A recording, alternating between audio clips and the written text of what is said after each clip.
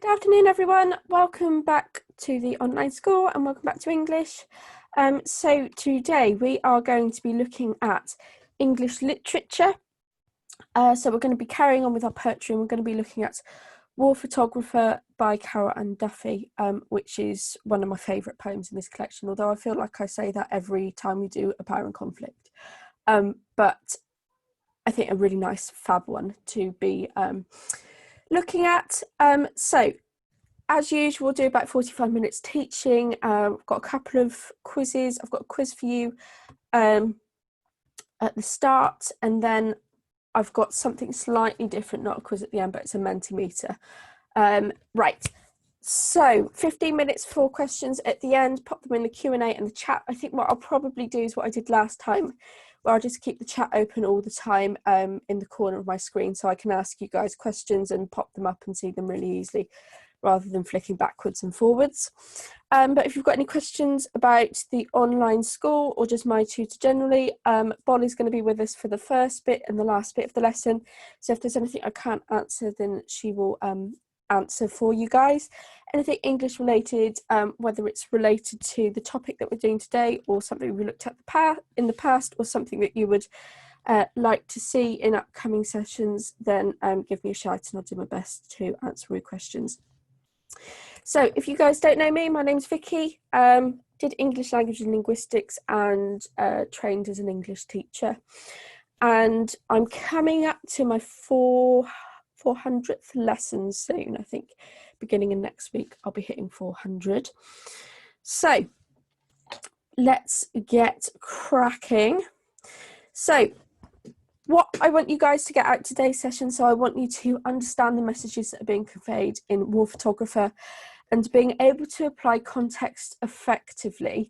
There's a lot of context in this one, things that we wouldn't necessarily perhaps know about. There's definitely things which I hadn't heard of, or things that I didn't know as much about.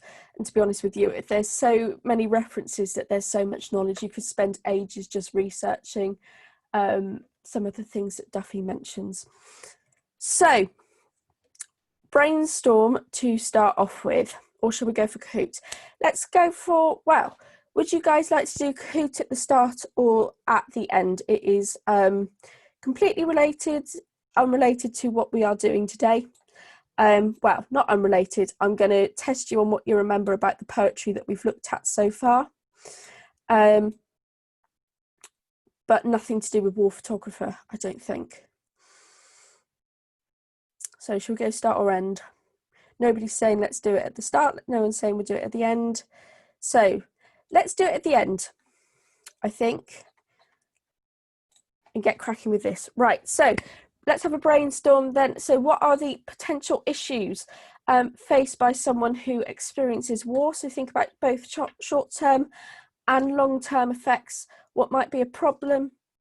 Is there a difference between those who are actively involved in a war, in a conflict, and those who are sort of innocent bystanders and are essentially have lost life's lottery and been unfortunate enough to live in a place where a war is happening on their streets? What sort of ideas could we potentially talk about here? I think there's absolutely loads we could mention.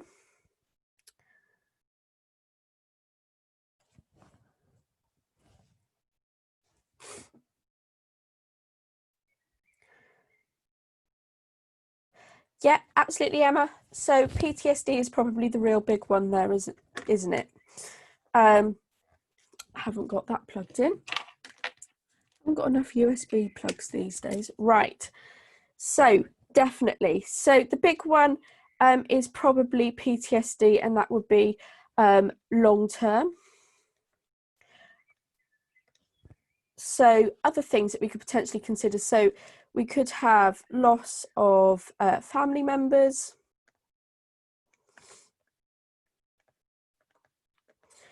We could have perhaps loss of property. We could have poverty created. We could have injuries. So there could be sort of something which is immediate. So for example, maybe the loss of a limb, or burns, something like that, which is immediate, or it could be something that happens long term. So for example, a lot of people who were in Nagasaki and in Hiroshima when the US dropped the 2 atomic bombs in Japan, those who survived, a lot of them later in life developed conditions which were thought to have been caused by them experiencing that atomic bomb. So things like particular cancers, that sort of thing. The same with 9/11, those who were in or around the Twin Towers when they collapsed. There has been a number of deaths recorded that have happened sort of way after the event. So that happened in 2001, so it happened 19 years ago now. And there are still people being recorded with deaths which they think have been caused by the experience. So like the inhalation of smoke, which has caused lung disease, cancers, like chronic obstructive pulmonary disease, rather, COPD, those sorts of things. So you've got those sort of that big mass of creation. I think these are sort of the big long-term problems, and obviously under the bracket of PTSD, you could have other mental health conditions like anxiety, depression. There's a huge array of things that people can experience due to war. One really poignant story I heard a few years ago when I was watching a documentary about Jews and their experiences of the concentration camps. One lady who was an adult said that she lost her faith in God as soon as she arrived at the concentration camp, because she saw a soldier pick up a small child and slam him against the side of a train, I think, which immediately killed him. And she said that at that precise moment she lost her faith. So that might be something else as well, which for some people that can be a huge problem, a huge part of their identity. So there's loads of stuff that could potentially be that. Hi Heather, yeah, it is English. I'm just getting into thinking about wider context of war before we look at War Photographer, the poem by Carol Ann Duffy. Right, okay, so there's loads of context for War Photographer, which will potentially be helpful for you guys, but there is so much to understand, and trying to sort of put these in really watered down terms is really difficult. I quite haven't got my head around all of them yet. But essentially, the first war that we had where war photography really took off was the Vietnam War.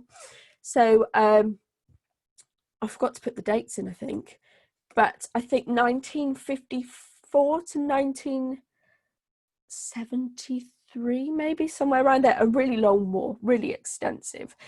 So what happened is there was political tensions between North and South Vietnam. They were ruled by different people.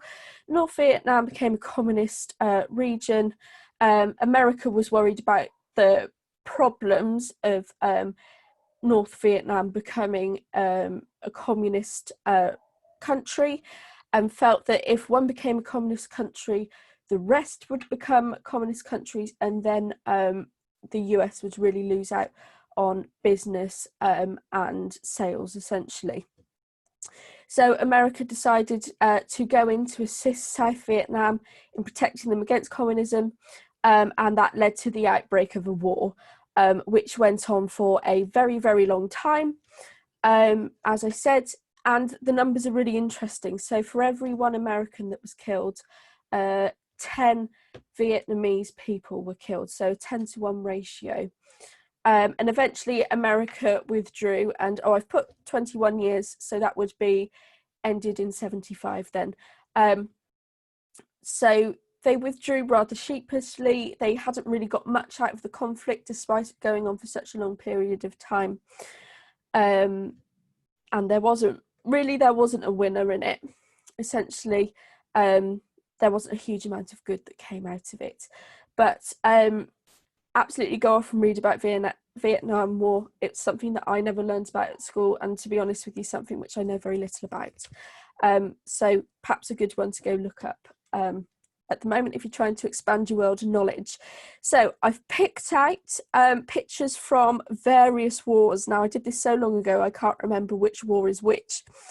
But let me just plug my mouse back in.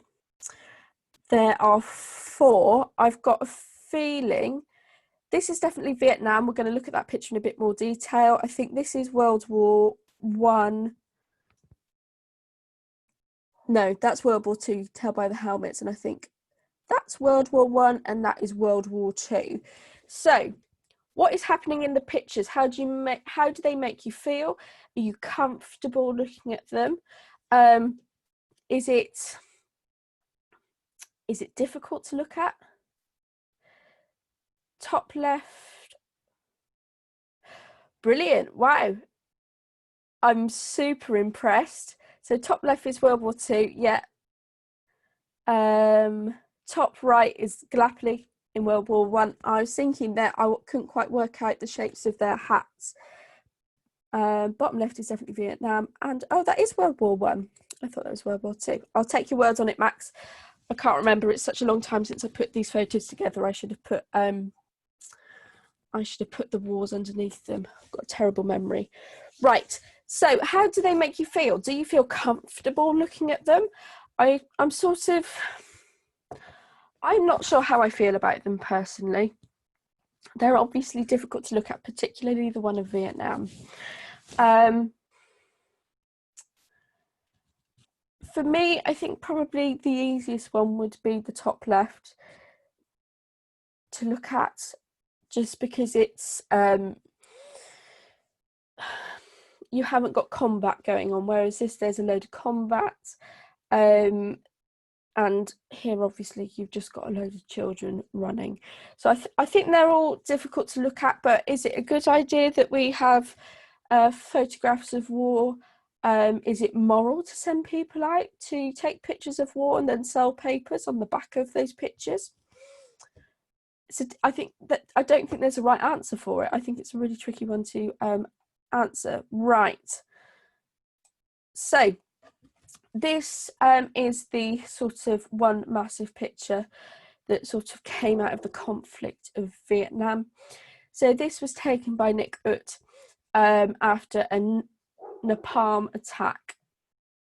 So napalm is essentially a firebomb, and it creates a really sticky substance which spreads really quickly, sort of as an explosion, and it sticks to people's skin and it burns them, and can cause death and serious injury. So all of these, so you've got some soldiers behind here, and all of these children are running away after they have experienced a napalm bomb, that's not a word, napalm bomb dropping on them. This links with running children and in the nightmare heat, absolutely. So this was one of the inspirations for Duffy. Absolutely. And I suppose you've got the additional sense of innocence there, because you've got one child who has no clothes on, which would suggest poverty, or that she's stripped to try and get the clothes off her because it's burning her skin. Right, so there's other poems referenced in war photography, other wars referenced. So Belfast, Beirut and Phnom Penh. So Belfast, the reference to that, so it is literally just Belfast, Beirut, Phnom Penh. That's it. So we'll have a look at that in a moment. So Belfast, I'm sure most of us know a little bit about what happened in Belfast. So this is where we had what we sort of refer to as the Troubles. So there was a group of people going on in Northern Ireland who wanted independence from the UK, and the other parts that wanted to stay.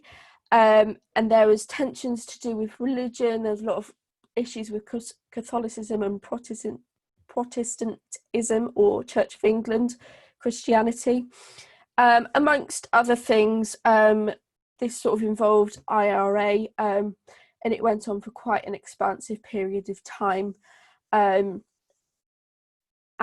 was incredibly difficult, and that saw 3,500 people killed during that war. Beirut, so this was the Lebanese civil war. So there was a big group of the population who felt they were being misrepresented because their leader was Christian and they were Muslim, and it sparked a war, and along the way Syria and Israel got involved and then withdrew and then got involved again. Really sort of complex, and trying to water this down for you guys, I don't think I'm doing a very good job, but essentially, if you're really interested, go off and research it a little bit more, because there's just so much detail to all of these wars, which getting them in sort of a nice bite-sized chunk is super difficult. So 120,000 fatalities in that one. And then Phnom Penh, so that was in Cambodia. So there were some border discrepancies with Vietnam. This sort of leaked over into Vietnam as well. Cambodia, which is where Phnom Penh is, and there was a genocide. One of the books I showed you that I bought was about a young girl living in Cambodia. Her father was killed, and then she was trained up as a child soldier, I think. So that's a book that I've got on my shelf that's arrived today. So yeah, 310,000 killed in that war. Right, so I feel like I'm giving you guys so much context, and we haven't even got to the poem yet. So Carol Ann Duffy then, so in very brief terms, Glaswegian, born in 1955, was poet laureate before Simon Armitage, who is now current poet laureate. Simon Armitage wrote Remains.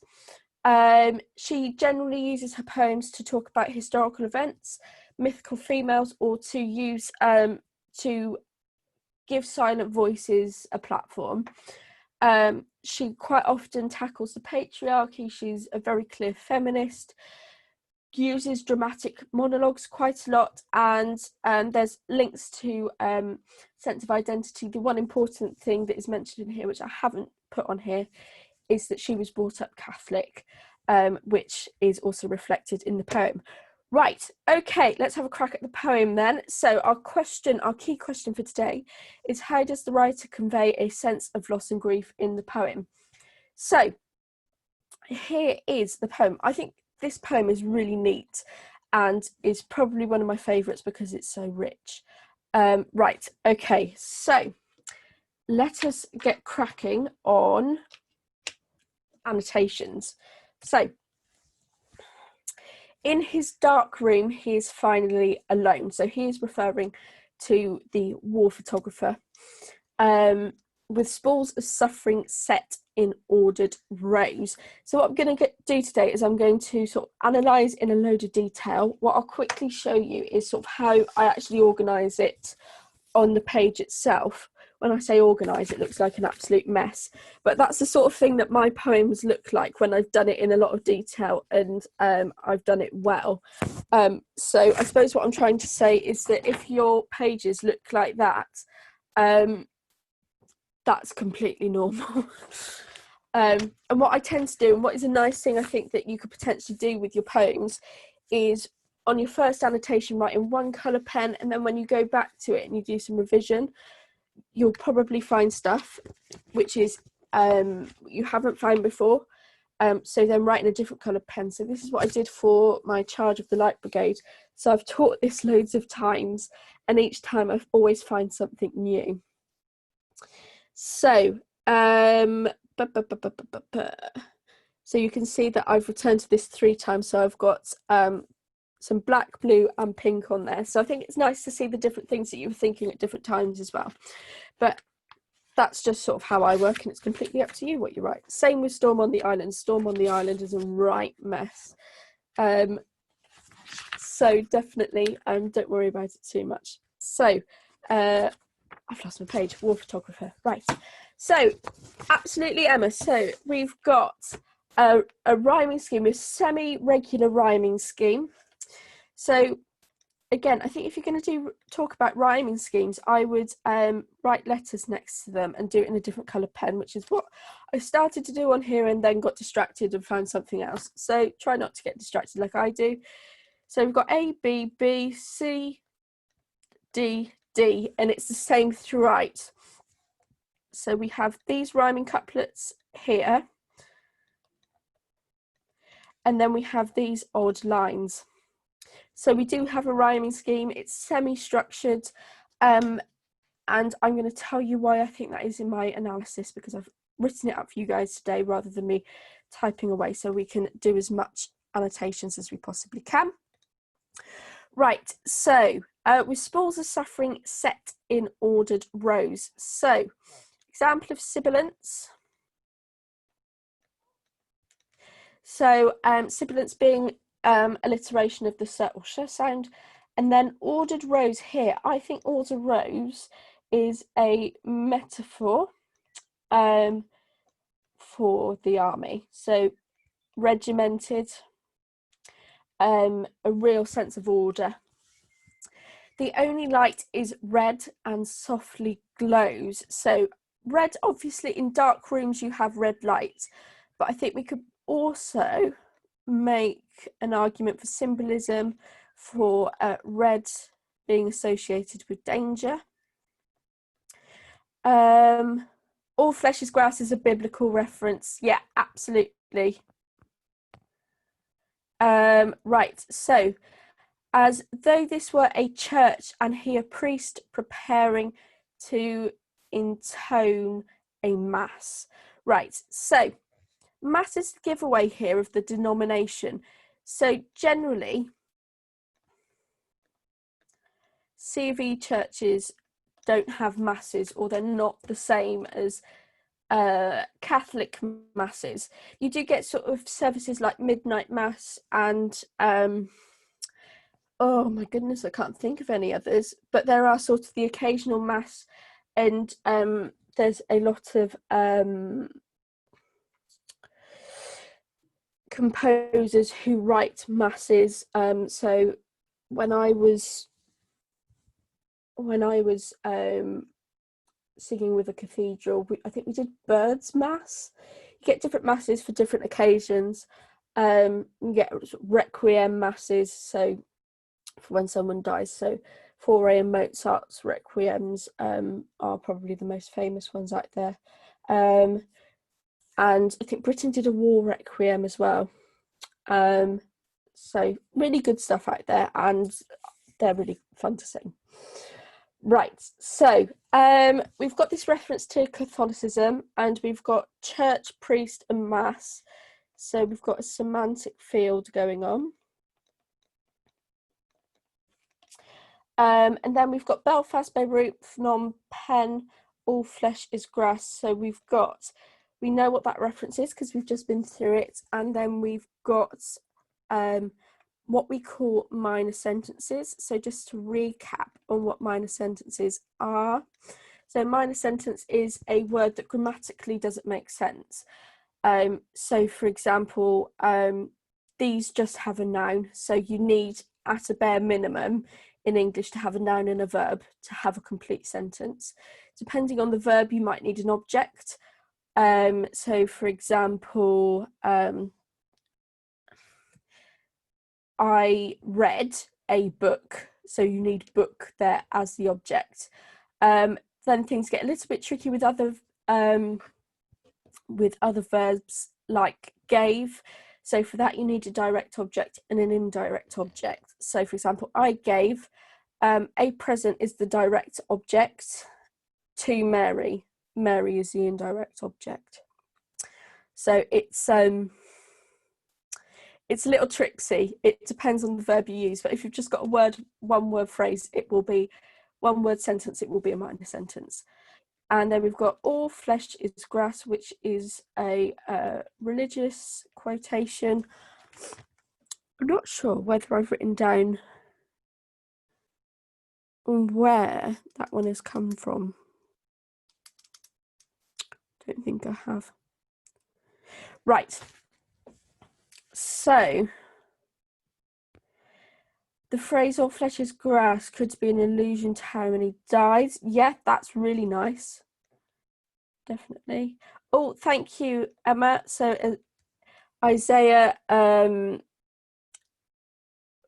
is it chapter 40, verse 6? You can tell I'm not a very good question. I can't remember which way it goes round. I haven't picked up my Bible in ages. Right, so he has a job to do. So he's never given a name. He's always referred to by the pronoun. Solutions: slop. So we've got sibilants in trays beneath his hands, which did not tremble then, but seem to now. So there's a physical reaction.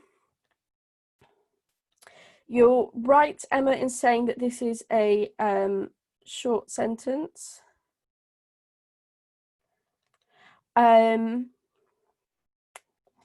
This would, I think, suggest that there's been some sort of trauma, or allude to that. We could imply that. Rural England. So far we've got quite a lot of caesuras. So again, this is a minor sentence. So I think, personally, I think the caesuras signify sort of the brutality of war and things stopping and starting and being taken away. Home again to ordinary pain. So I think we could potentially say that this is a little bit of an oxymoron, which simple weather can dispel. So we've got a reference to pathetic fallacy there. To fields which don't explode beneath the feet. So some nice imagery. And running children in nightmare heat. So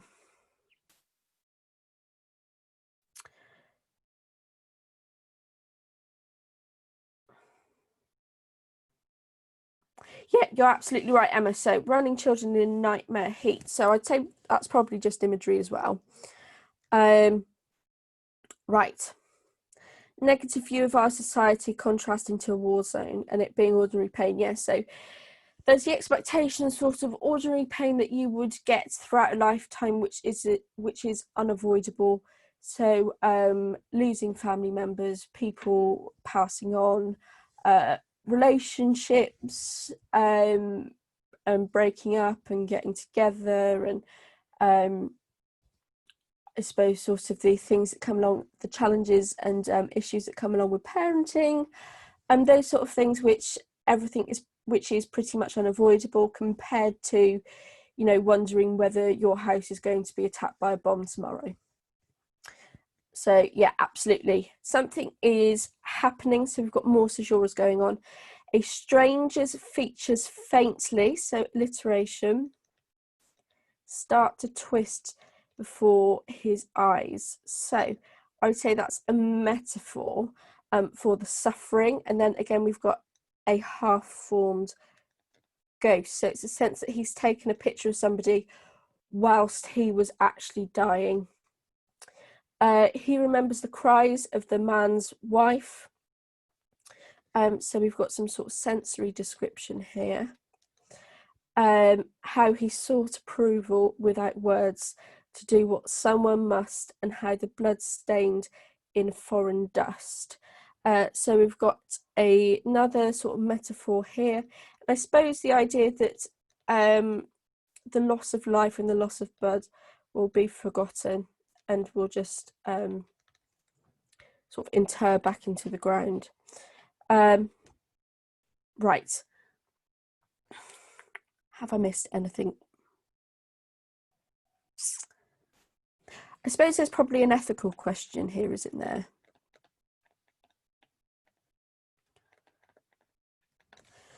Right.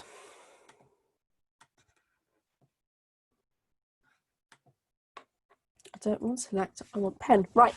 100 agonies. So in black and white. So I suppose we could say this is potentially metaphorical. Is it hyperbolic? So is it an exaggeration? So I don't know. I think it depends on sort of what's in front of you, doesn't it? And what we define as an agony and how many agonies we can actually look at. 100 agonies in black and white. So perhaps that could essentially be a metaphor for right and wrong, maybe.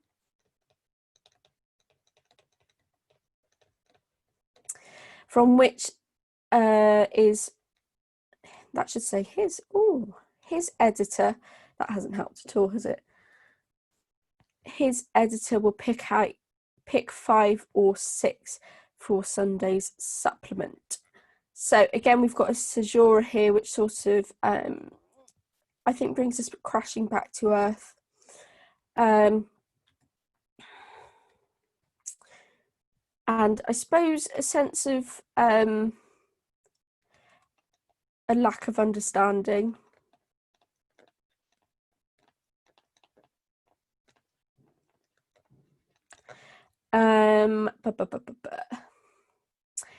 The reader's eyeballs prick with tears between bath and pre-lunch beers. So we've got a little bit of alliteration going on.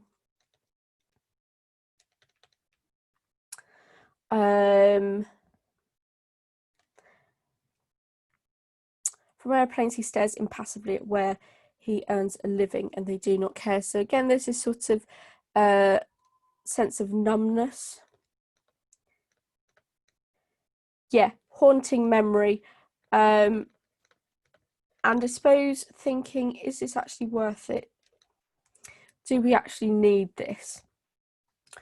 Right, so the entire thing, so Jania and Emma, I think you're entirely right to say that it is emoting, the entire thing is. Right, okay, and I suppose the last,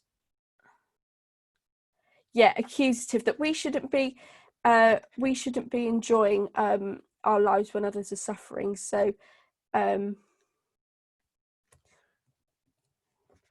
I suppose oh, privileged.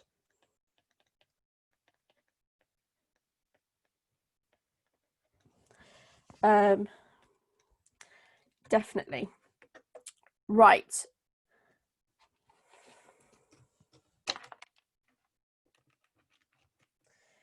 So there is so much I think we could say about this and pull it apart, and yeah, I think it's very heavy and very thought-provoking, and why I like it so much. So I've got a little Mentimeter for you. So what I would like you to do is tell me which phrase you think is the most has the most impact. So rank those phrases. So you've got 6 phrases. Which one do you think is the best at creating a reaction? And then if you would like to, tell me why you've chosen that one in the chat. So copy and paste that into the chat just in case any of you want to do it that way.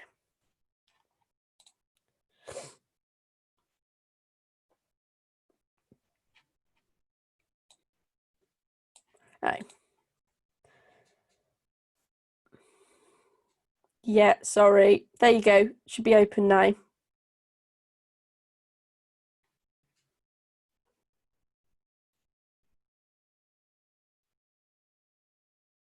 There we go.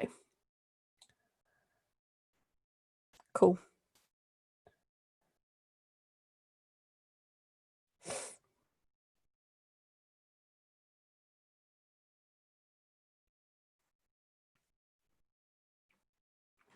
So how many of you have got? We've got 24, and we've only got 2 of you on there. So let's have some more of you jumping over, please.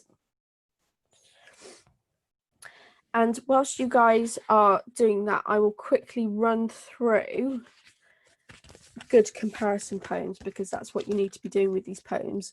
And we've just been looking at them as individuals, because that's how you would start off with them in lessons. But I will run you through what might be a good place to look at. I found a brilliant resource on TES, so that's the Times Educational Supplement website, which has loads of educational resources. And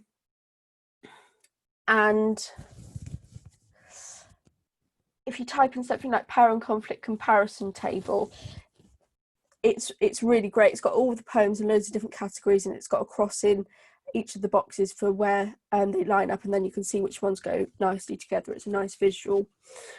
So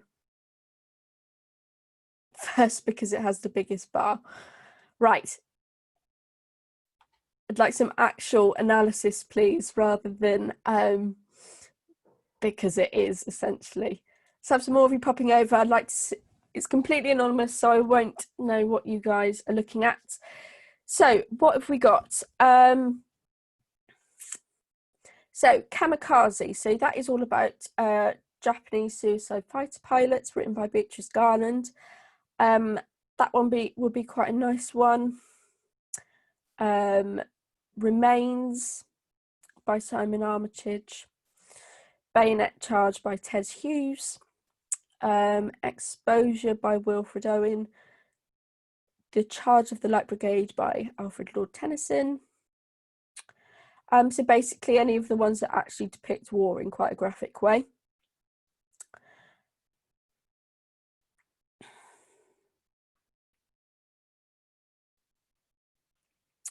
Thinking if I was going to have to choose one, I think I would choose Kamikaze. Max, right, probably because it references children which are normally seen as innocent. Yeah, absolutely, very nice thoughts. Nightmare Heat being horrific, children being in pain, and they're going to be haunted with those memories and potentially not have as happy a life as they should have done. Yeah, absolutely, right, lovely stuff. Okay, so let's have a look at the sample answer then. Right, so you could write more than this in the exam, and should write more, but I think this is plenty for you to go on. So, how does the writer convey a sense of loss and grief? In this poem, Duffy creates a sense of mourning throughout the poem, spools of suffering. This use of sibilance creates the imagery of a never-ending sense of loss and grief caused by war. So I've already got my point evidence and a little bit of analysis. I'm using the language in the question as well. Now I'm going to do a bit of zooming in. So the noun spools demonstrates a physical record of the atrocities committed in Vietnam. This could metaphorically imply that these issues, once created and experienced, can never be erased, both from the minds of those who experience the destruction and from history. So that's my really deep level analysis there, where I'm taking it further. Just a quick thing, actually, before we go any further, I will show you what spools are, because the vast majority of people who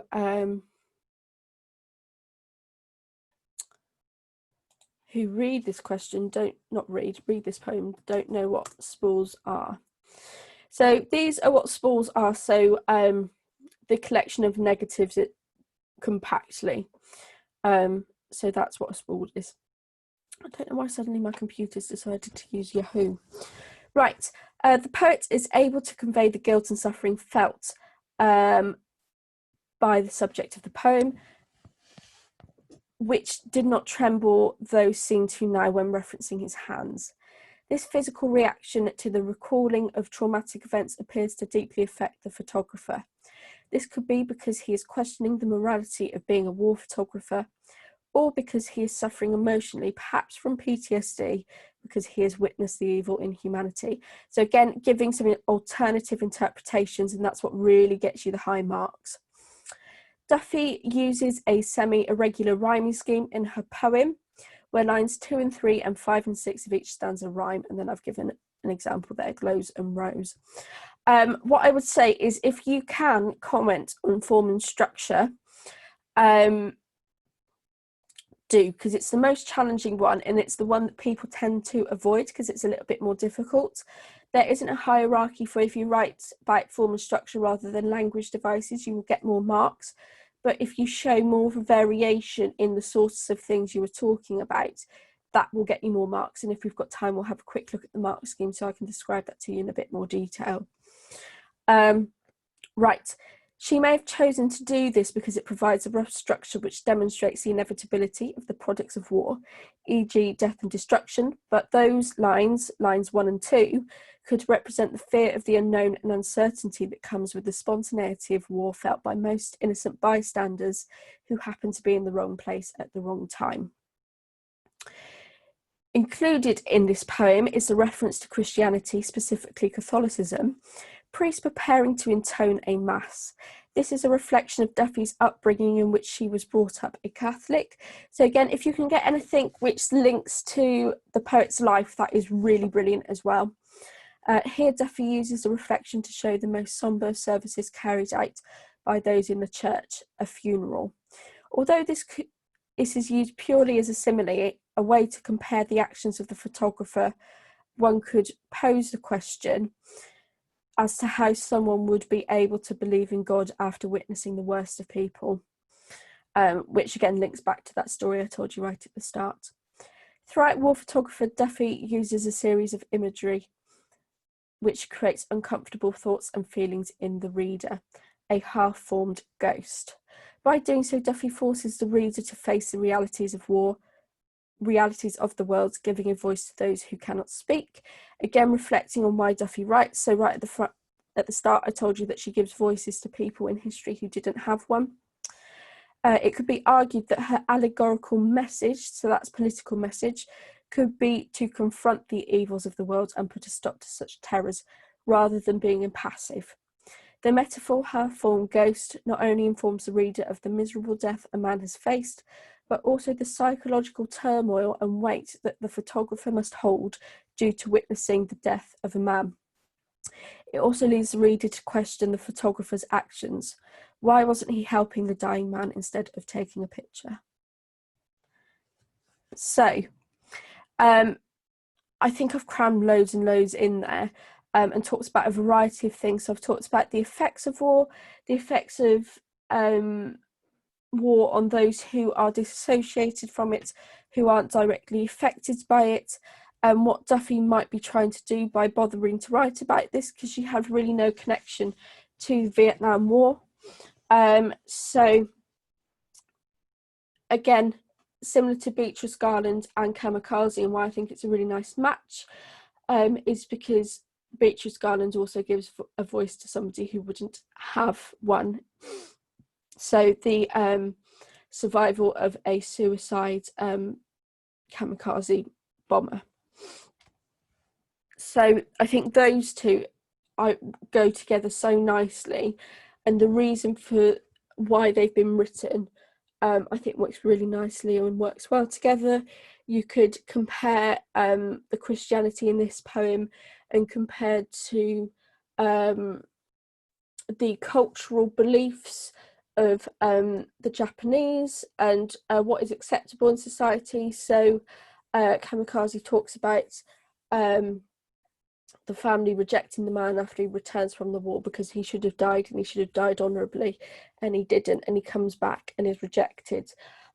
So that's I think those two could link really nicely as well, and you could question whether society is right to do those things or not. And I think PTSD links back into both of them. Pretty much anything in the war category, someone's bound to have PTSD. Right, okay. So let me just quickly grab the AQA literature. So let's grab a mark scheme. I'll close my chat down. Right. What's quite nice about the literature papers on AQA compared to the language papers is there's more detail. anything more helpful because it gives you bullet points of the sorts of things you could talk about. Right, keep going. Almost there. So needs from me, Pigeon English, Pigeon English. Right. So let's go to the pound conflict. So you get essentially a load of really nice stuff. So AO2 will be your comparison, so appropriate poems that would work nicely. So in terms of your mark scheme, it's split into two to start off with. So critical, exploratory, conceptualized response to task and text. So it says you need to have a well-structured argument. You need to have a range of judicious references. So that's really the key word there, range.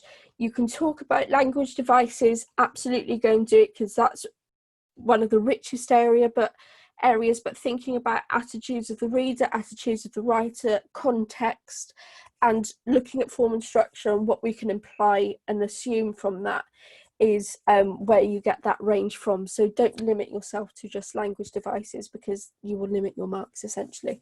So make sure you talk about a nice range of different things. And then analysis of writers' methods with subject terminology. So throw as much in as you can, but don't throw it in if you're not sure. So with that mainly I'm talking about word classes. If you're not sure whether it's a noun or an adjective, just write this word says. Better to be safe than sorry. And then you've got the implication and the analysis. Right, and that's the unseen. So these generally, if you're looking for some revision, the English literature, and you want to do past papers, the English literature I think is much more approachable for you guys as a mark scheme because they give you some bullet points of the sorts of things you might expect to see. Whereas in the English language you get very little, and it's difficult if you don't know how it works, and teachers argue over what things mean in the mark schemes all the time. So just to show you the difference, so in the writing stuff you get you get a little bit of bullet points but not a lot, but the nice thing about these ones is that they do give you a what a good one looks like and what each one looks like at each level to help you, and it highlights which part they're looking at and where it is in here. So that is a nice thing. There's positives and negatives to each one, so always familiarize yourself with them. I think it's a good idea to do that. Right, okay, so last 10 minutes or so then. So any questions about English generally, anything about power and conflict, poetry, anything about poetry in general, anything that you think you might want to go and look into? If you guys want any suggestions in terms of stuff that you could be doing whilst you've got a little bit more time in your hands, which would help you in the long run, pop all of those questions through to me, and I'll do my best for you. So Kahoot, so this doesn't include today, so I'll just stick the Kahoot in there.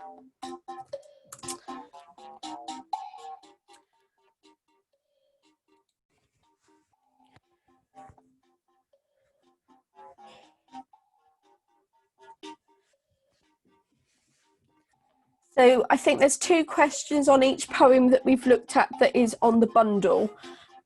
So that would be checking out my history, Charge of the Light Brigade, London and the Prelude. And then today we've done War Photographer.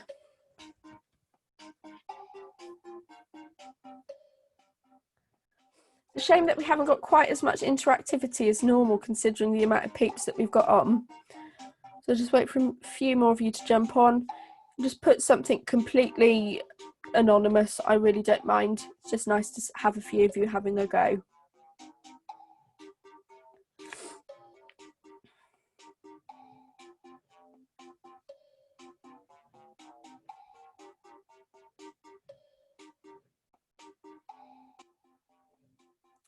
Right, shall we get cracking? I'll tell you what we're up to next Wednesday as well. I'll just find that on my phone. So what does it mean to be libertarian? So that is referring to William Blake.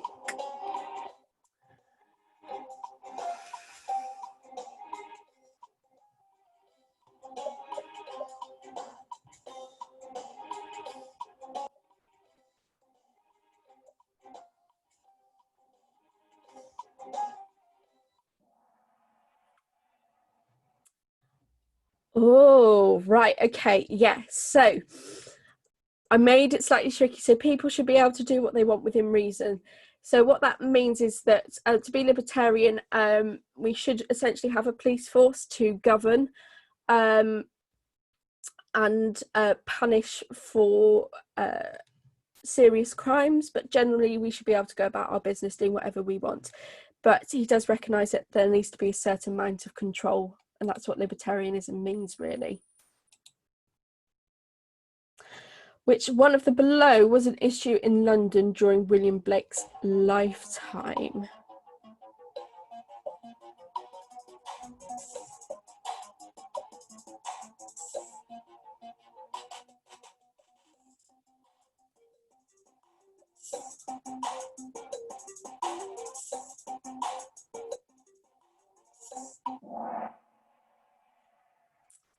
Absolutely, yeah, fabulous stuff. Why does Wordsworth reflect on his childhood so much?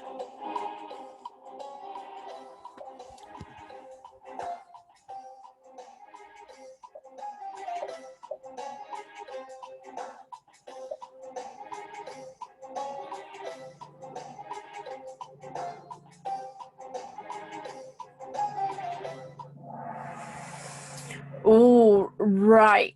So yeah, two potential answers. He felt extremely in love by his family to the point where he thought about committing suicide. So after his parents died, I think he went to live with an auntie and uncle who didn't treat him very well. So I think both his parents died before he was 16. How did the Prelude come to be published?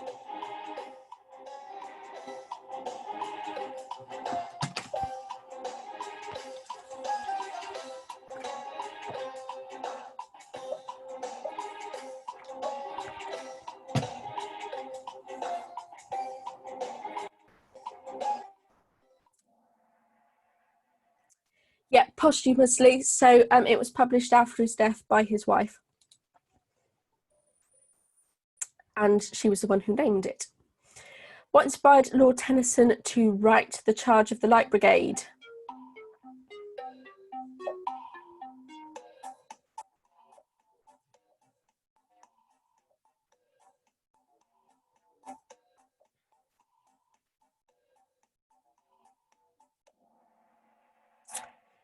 Ooh, yeah, so he read about it in a newspaper. It was the first war that was really covered by media. Who were the Light Brigade? So who were the Light Brigade made up of?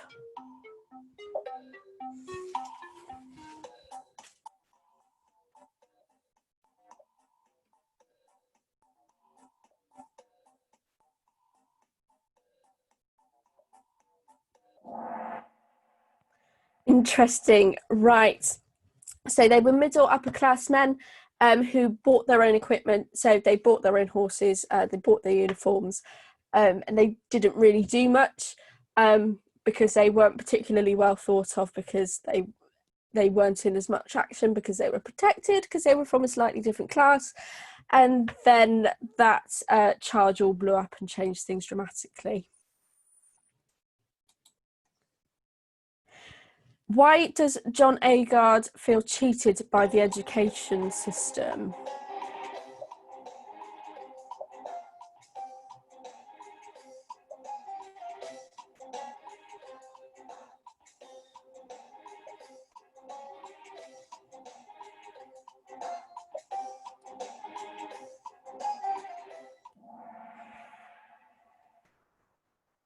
Yeah, so he was only taught generally about successful white people.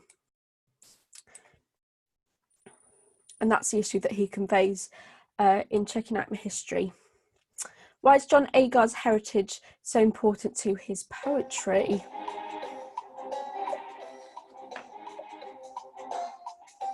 I think there's 2 right answers for this one.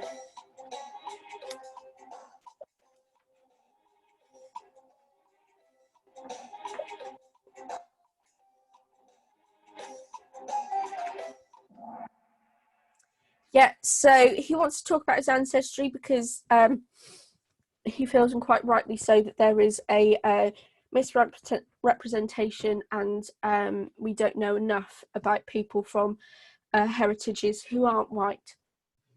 And he also wants his people to understand the difficulties that he faces and other people face due to race. He's fantastic. I can't speak highly enough of John Agard.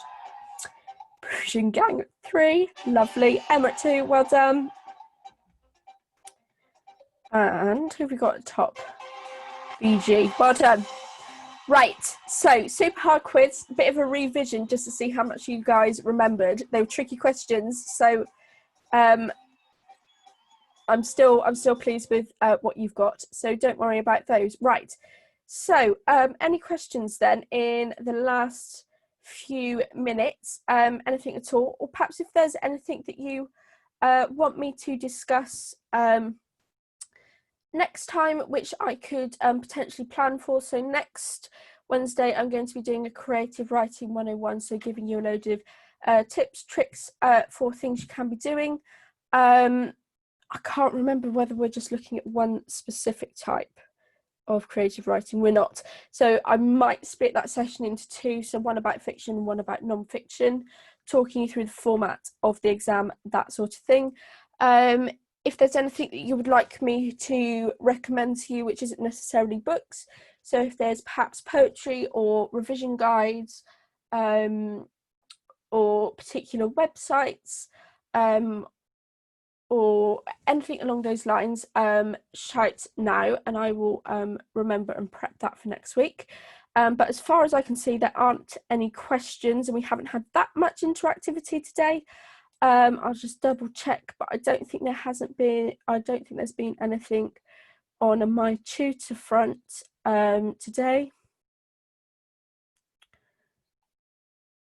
Right, so in that case, we will wrap up. So thank you very much for coming again this week, guys, and adapting well to our change in the timetable. Thank you so much for coming. Next week, Creative Writing 101.